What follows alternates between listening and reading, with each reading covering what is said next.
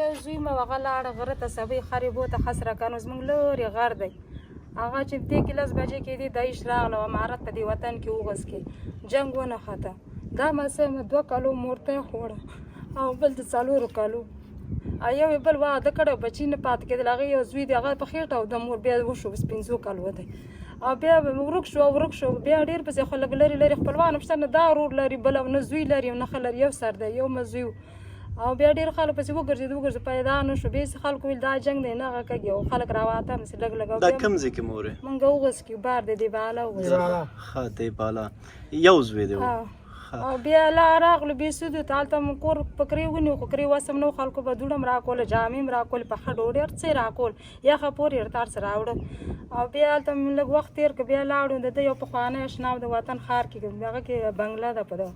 کابل اډې سره هغه نه 15,000 روپۍ افغانۍ ده راقرض کړې ویم خیمه واخیستله او لږ م دوړه او شی نه م په واخیسته هغه راباندې اوس هم پرتې دي هغه خیمه م بیا دلته د ده پورې هغه کې خورۍ او ګنده تشمو کې دغه ځای راته صحیح کړ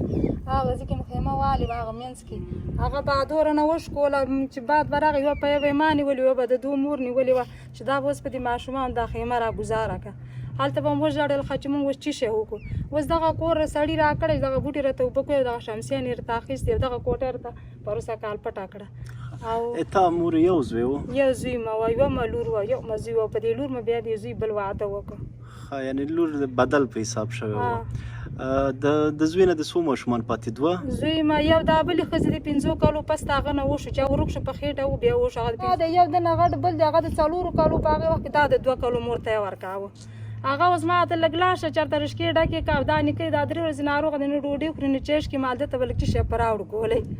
او بله ورځ لاړم 3-4 شپې په نارې وکړې هلته مې 2 منه غنم پر کورو کې را پیدا کړ بیا ماشین والا ته ویې وړه هغه راته ویلې چې دا نه مېدګي مازدیګر راشي ماشین خراب دی هغه پردي سامان کاري خلک کارونه کوي سامان نه تکدي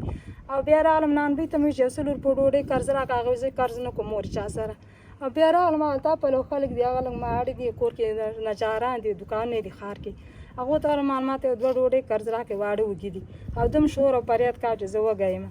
او دا ته د پرمیډو کورو کې سوال کاوه هغې نه مخکې ډوډۍ هم غوښته جامې یو که دوړه وه که پیسې وې خلکو ورکول دا 2 میاشتې په سترګو خو نه شو په ځای پروت دی او بیا هغوی یوه ډوډۍ راکړې زه بېګا ته جمعې شپه ده مونږ یې نه ده نه غواړو هغه یوه مه راوړه کب ما ده ته ورکړه کب ما ده ته ورکړه کب ما بل ته ورکړه یو کب ما ننګور واسې یو ما واخیسته هغه یوه ننګور او زوی مې تلي پلار کاره ویل بر وطن کې ویله مونږ به دا یخه وره شپې تېر یعنې د زوی د 2 ښځې وې بچي د دې مشرې بچي نه پاتې کېده بیا یې بله وکړه که اوس د مور زوی ژوندی و څه فکر کوې دلته به وې که هملته به شینوارو کې وې ژوند به څنګه و چې ژوندی وی خو کومه د 15 کاله وشو 15 کالو کې به څه را ژوندی شي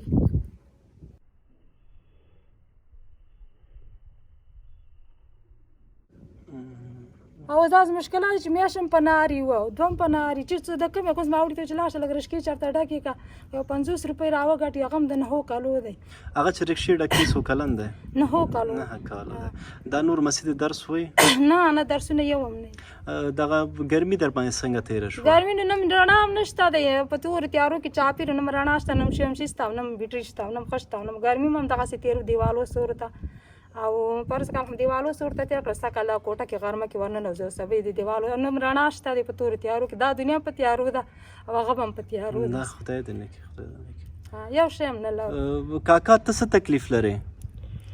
زه تکلیف د دې سترګو لرم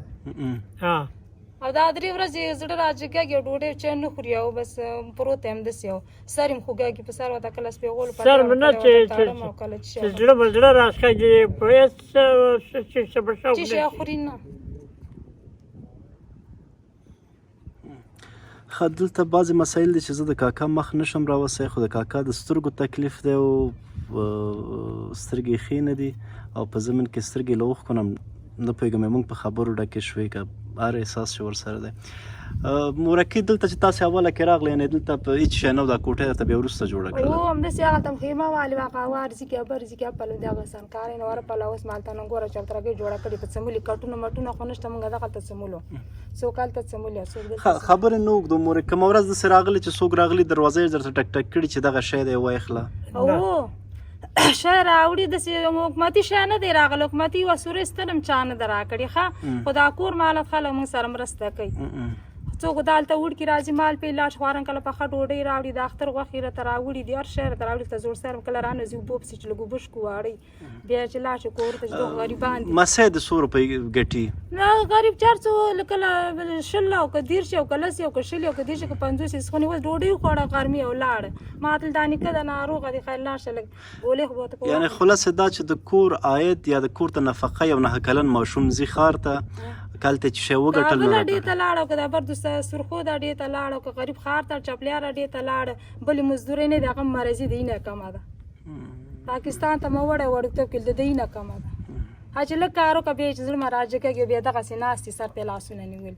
چې په سترګو مې توره شپه خلاص دغه سپین ږیری بابا د سپین سرې مور هغه ورورک دغلته به یې موږ کومه کونډه خوري یو 9 کلن ماشوم ته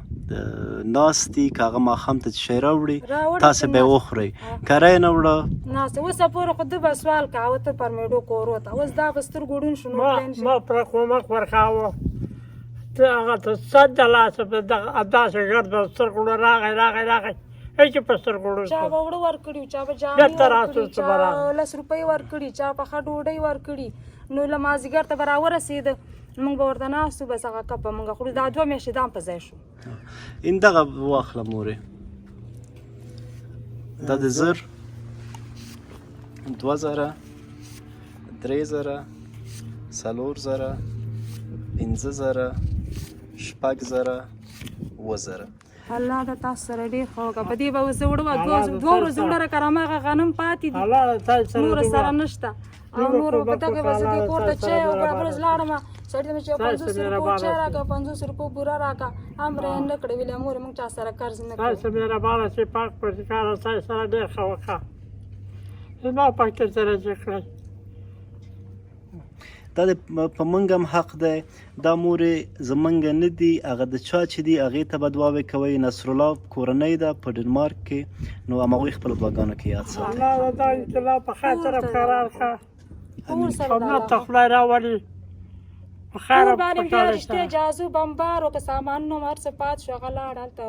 جازو بمبار په وکړه دش به په ننوتي کډې یو کار شو هغو باندې ډرونګونه وکړه هغه یې هم وران کړه وطن کې بیا وروسته یې ټول وران کړه خو اول یې زموږ وران کړه موږ به کوشش دا کوو موږ چې دغسې یو جامه غاړې پورې هم نه ده راوړې زه پوهېږم موږ کوشش به دا چې کله ناکله ستاسې پوښتنه وکړو څه چې زموږ د وس یې درته الله ډېر ښه وکړه خوشحاله اوسئ الله د سره ډېر ښه وکړه مننه ته چای پیاله ده خوشحاله اوسئ کور ودان مننه